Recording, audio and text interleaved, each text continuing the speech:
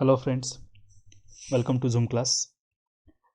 आप सभी का स्वागत है पॉलिटी के इस प्रीवियस ईयर्स के क्वेश्चंस के एनालिसिस में। तो जैसे कि आप सभी जानते हैं कि 2018 के कुछ क्वेश्चंस को हमने पिछले लेक्चर में रिकॉर्ड किया था। अभी हम उसके आगे के लेक्चर्स को यहाँ पे एनालाइज करने वाले हैं। तो जो इस प्लेटफॉर्म पे नए हैं, जिन्होंने पिछला लेक्चर नहीं देखा है, उनसे मेरी रिक्वेस्ट है कि go and watch that previous lecture, so this lecture will be more beneficial for you, right?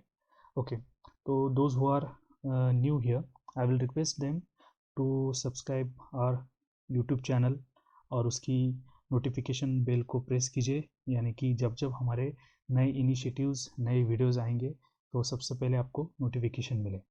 उसके अलावा हमारे जो PDFs हैं, उसके जो उसका लिंक हम टेलीग्राम पे शेयर करते हैं, तो आप टेलीग्राम को ज्वाइन कर सकते हैं, जिसका लिंक हमने इस वीडियो के डिस्क्रिप्शन में दिया है। उसके अलावा आप इंस्टाग्राम और फेसबुक को भी विजिट दे सकते हैं, राइट? तो चलो शुरू करते हैं आज के क्वेश्चंस को।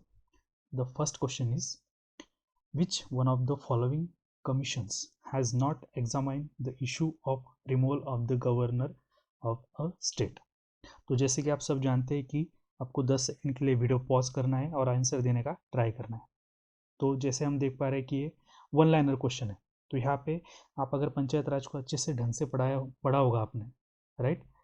या फिर इंटर स्टेट रिलेशंस को अच्छे से पढ़ा है, या फिर सेंटर स्टेट रिलेशंस को अच्छे से पढ़ा है, तो आपको कुछ चीज़ें वहाँ पे पढ़ने को मिलेंगी। उस तीनों चारों टॉपिक को लेके ये क्वेश्चन फ्रेम किया गया है, राइट? तो आपको वहाँ पे पुंची कमीशन, सरकारिया, वेंकटचलिया कमीशन, इनके बारे में कुछ चीज़ें पता होती, लेकिन उन सब में ठक्कर कमीशन का कहीं भी जिक्र होता नहीं है। तो हमारे इस सवाल का आंसर है ठक्कर कमीशन। ये जैसे जैसे आप स्टडी बढ़ाएंगे, जैसे जैसे क्वेश्चन सॉल्व करेंगे, वैसे वैसे एलिमिनेशन मेथड से इसका आंसर आ जाता है। या फिर आपने पढ़ा होगा तो वन लाइनर क्वेश्चन, जैसे आप क्वेश्चन को पढ़ते हैं आपको आंसर आ जाता है। चलो moving to next question. Which one of the following is the correct combination of language including the 8th schedule of the constitution of India, right? तो शेड्यूल का एक सेपरेट लेक्चर आने वाला है। तो यहाँ पे 8th शेड्यूल की बात की जा रही है। 8th शेड्यूल में क्या है तो याद कीजिए, देर आर, वहाँ पे लैंग्वेज का जिक्र होता है, मतलब 22 लैंग्वेज वहाँ पे 8th शेड्यूल में है। सबसे पहले क्या था इसमें, जो एक की पॉइंट है कि इनिशियल में कितनी लैंग्वेजेस थे 8th शेड्यूल में, तो देर वेर 14 लैंग्वेज। आप नोटबुक और पेन लेके बैठ जाइए, जो जो इंपॉर्टेंट पॉइंट मैं बोल रहा हूँ उसे आपको नोट डाउन करना है, राइट? तो इनिशियल कितने थे, तो there were, sorry, initial there were 14, फिर बाद में कितना ऐड किया गया उसमें, मतलब सब मिला के उसमें बाद में जो ऐड करके वहाँ पे अब लैंग्वेज है 22। तो देखिए यहाँ पे पूछा गया है कि कौन सी लैंग्वेज उसमें है, करेक्ट कॉम्बिनेशन आपको यहाँ से ढूंढना है, राइट? तो एक चीज़ ध्यान रखना, तुलु जो है, तुलु उसमें नहीं है, राइट? भोजपुरी जो है वो उसमें नहीं है। अगर ये दो ऑप्शन कट करते हैं तो भोजपुरी यहाँ से कट जाता है, यहाँ से कट हो जाता है। तो आंसर क्या आता है बी, संथाली, उर्दू, कोकनी एंड मैथली। तो this is the our correct answer B, right? Yes, चलो moving to next question.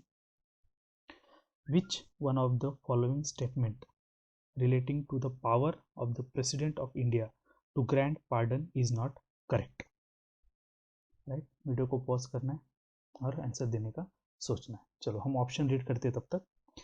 Option A, the president has the power to grant pardon where punishment or sentence is by a court martial. Yes, कोई भी court हो, चाहे वो civil court हो, चाहे वो martial, अपना आर्मी नेवी एयरफोर्स का कोर्ट हो, उन्होंने अगर पनिश किया है तो तभी भी पार्डन पावर का यूज प्रेसिडेंट कर सकते हैं। Second, the president can grant pardon in all cases where the sentence is a sentence of death. Yes, this is also a true statement. C, the court power of judicial review is very limited in relation to the decision of the president on mercy petition. Yes, ये भी सही है। Fourth, the power of grant pardon by the president is the power of the sovereign never exercise against its own judicial mandate. नहीं, ये गलत है। देखो वैसे भी हमें आंसर पता चल गया है, क्योंकि हमें पता है ये करेक्ट है, बी करेक्ट है, सी करेक्ट है। तो इससे तो ये समझ में आ रहा है कि डी ही आंसर गलत है। इससे पार्डन पावर से रिलेटेड इसके पहले भी हमने इसका एक्सप्लेनेशन दिया है, लेकिन इस पे पॉलिटी की लेक्चर सीरीज जब शुरू होगी तो मैं इस पे एक स्पेशल लेक्चर आपके लिए लेके आऊँगा, राइट। तब तक wait and watch. Moving to next question, which one of the following is not a characteristic feature of the Indian Independence Act 1947? Okay, pause the video, try to give the answer. तब तक हम option पढ़ते हैं। The Dominion of India got the residuary territory of India, excluding the provinces of Sindh, Balochistan, West Punjab, East Bengal and Northwest Frontier. Okay, तो ये option सही है। Second, the act sought to lay down a constitution by the legislative will of the British Parliament. Okay, इसको हम side में रखते हैं। C, the act proposed to set up two independent dominions. Yes, Bharat और Pakistan. D, the Constituent Assembly of each dominion was have unlimited power to frame and adopt any constitution. Yes, right, ये तो main मुद्दा था। तो ए C D correct है, और उन्होंने क्या पूछा है, which is not characteristic feature, so B is the answer. ऐसा कुछ नहीं था, ब्रिटिश पार्लियामेंट से रिलेटेड ऐसा उसमें कुछ भी प्रोविजन नहीं था। ये एक्ट भी हम पढ़ने वाले हैं, right. Okay, next, which one of the following statements with regards to panchayat is not correct. देखो यहाँ पे नॉट पूछा गया, नॉट को हाईलाइट किया गया। अगर यूपीएससी हाईलाइट करके दे रहे तो हमें ये ध्यान में रखना है कि नॉट पूछा है, नॉट पूछा है, नॉट पूछा है। Okay, option A, members of panchayat are elected directly by gram sabha. Okay, the elections to panchayat are conducted by the state election commission. The central government may by law authorize a panchayat to levy taxes. Every panchayat continues for 5 years from the date of convening of its first meeting. Okay, चलो, first is the right, ग्राम सभा से elected होते हैं। Second से लिखा है कि पंचायत का इलेक्शन कौन कंडक्ट करता है, state election commission. Absolutely right. The central government levy tax on panchayat, नहीं, ये गलत है, this is not the correct answer, right. Fourth every, ये तो 5 ईयर का होता है, ये तो सिंपल है, मतलब ए करेक्ट है, बी करेक्ट है, डी करेक्ट है, सी इज रॉन्ग। पंचायत का लेक्चर भी आपके लिए लेके आऊँगा, डोंट वरी। हम एवरी टॉपिक जो important topic exam point of view से एक्सपेक्टेड क्वेश्चन से रिलेटेड, मतलब previous year question, important topics, जो हेल्प सी पेप के लिए चाहिए, पेपर 1 से रिलेटेड हो या 2 से रिलेटेड, वो सभी हम आपके लिए लेके आने वाले। जब आप सिर्फ इसे ज़्यादा से ज़्यादा लोगों तक मतलब स्प्रेड कीजिए, इसे सब्सक्राइब कीजिए और कनेक्टेड रहिए, आपके डाउट कमेंट में पूछते रहिए, राइट। हम लेके आएंगे सब कुछ आपके लिए।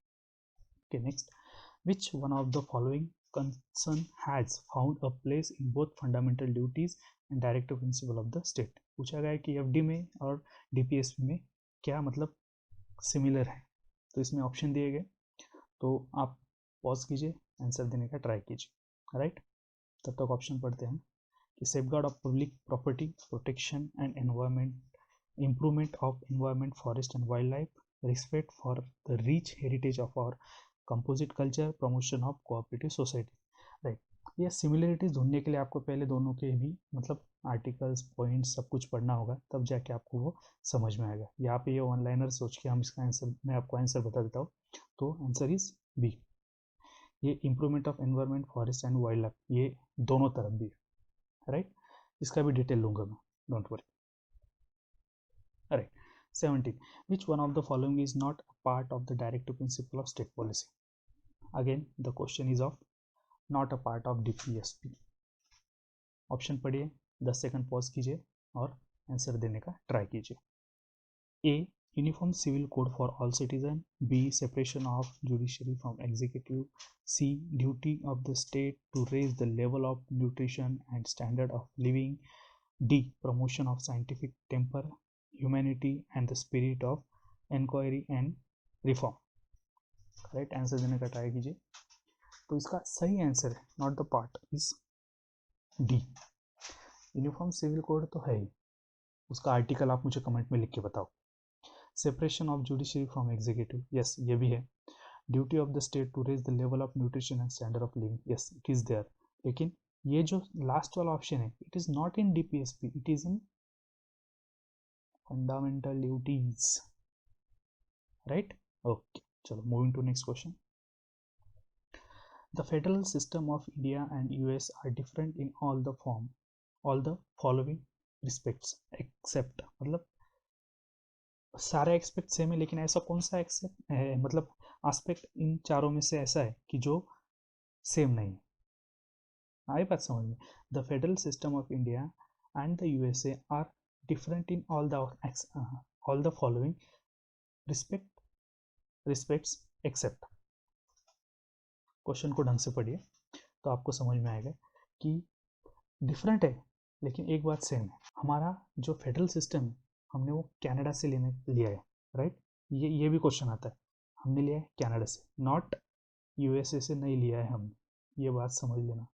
यूएसए से हमने नहीं लिया है, हमने लिया है कनाडा से। तो इसमें क्या, लेकिन कनाडा से लिया है लेकिन यूएस से हमारे एक बात सिमिलर है, तो वो कौन सी बात है? Dual government, right.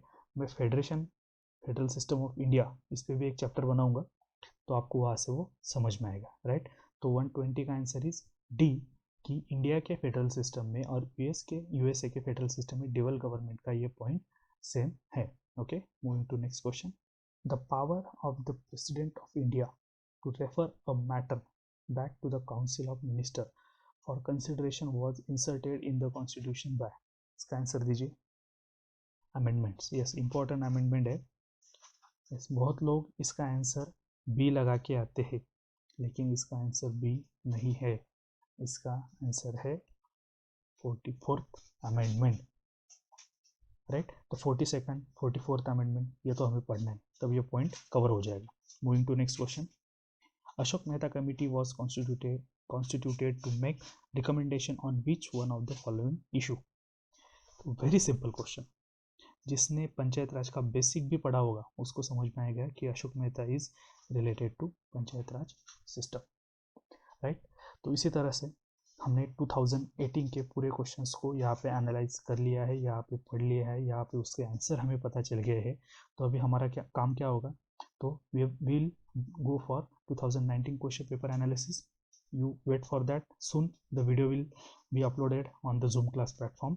तब तक आप इसे ज़्यादा से ज़्यादा शेयर कीजिए, टेलीग्राम चैनल को ज्वाइन कीजिए, मतलब आपके कोई सजेशंस हो गए, आपका कोई डाउट होगा तो आप कमेंट सेक्शन में लिख के बताइए। Okay, see you in the next lecture, तब तक थैंक यू, जय हिंद।